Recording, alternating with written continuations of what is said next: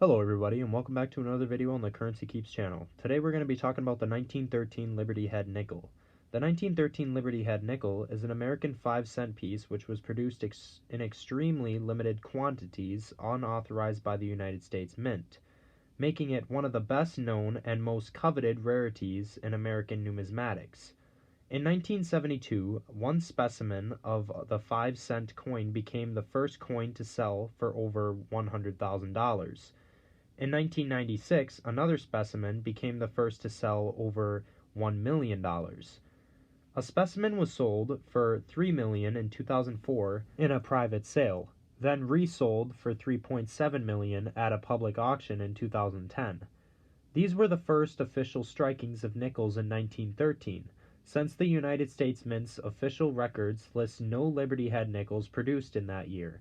However, in December 1919, a previously unknown 1913 Liberty Head nickel was shown at a meeting of the Chicago Coin Club.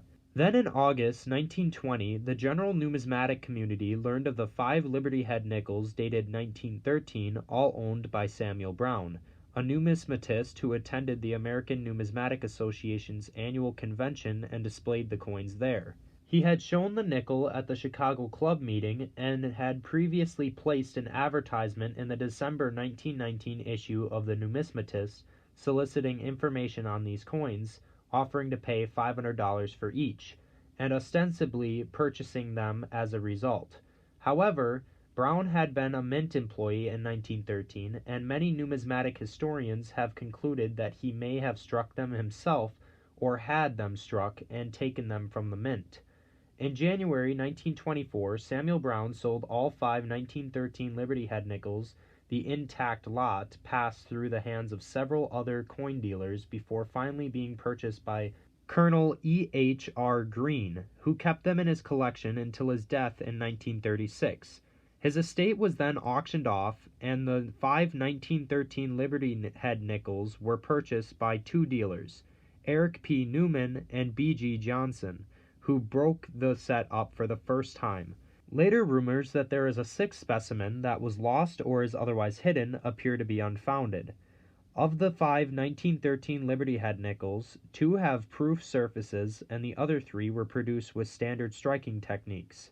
The Eliasburg specimen is the finest known 1913 Liberty Head nickel, with a grade of 66 from various professional grading services, including PCGS and NGC. In May 1996, it was sold at an auction conducted by Bowers and Marina to rarities dealer J. Perino for $1,485,000, the highest price for a coin up until that point. When it was auctioned again in March 2001, the price climbed to $1,840,000. In May 2005, Legend Numismatics purchased the Eliasburg specimen for $4,150,000. In 2007, it was sold to an unnamed collector in California for $5 million. While the Eliasburg specimen is the best preserved of the 5 coins, the Olsen specimen is almost certainly the most famous. It has been graded Proof 64 by both PCGS and NGC, and was featured in an episode of Hawaii Five-0. The $100,000 nickel aired on December 11, 1973. It was also briefly owned by King Farouk of Egypt. The Norweb specimen is one of 2 1913 Liberty Head nickels that have ended up in museums. It is on exhibit at the Smithsonian Institution. The Walton specimen is the most elusive of the 5 1913 Liberty Head nickels. For over 40 years, its whereabouts were unknown, and it was believed to have been lost.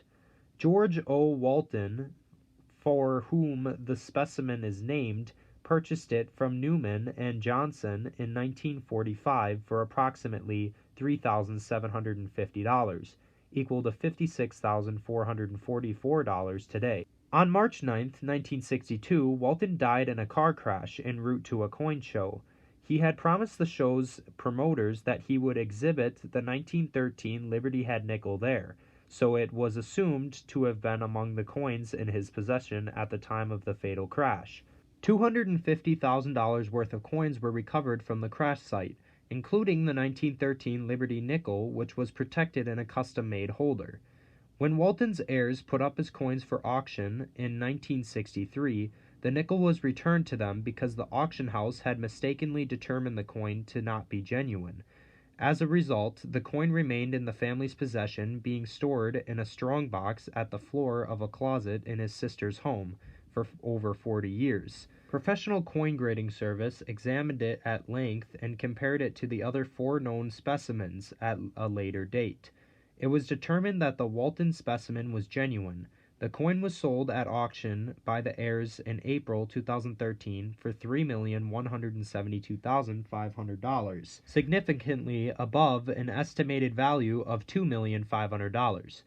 Held by the American Numismatic Association's Money Museum in Colorado Springs, Colorado, the McDermott specimen has the distinction of being the only 1913 Liberty Head nickel with circulation marks on it. Johnson and Newman sold it to James Kelly, who then sold it to J.V. Dermont, whose name ended up as part of the coin's pedigree. He often carried the coin around with him, showing it off to bar patrons and boasting of its extraordinary rarity and value.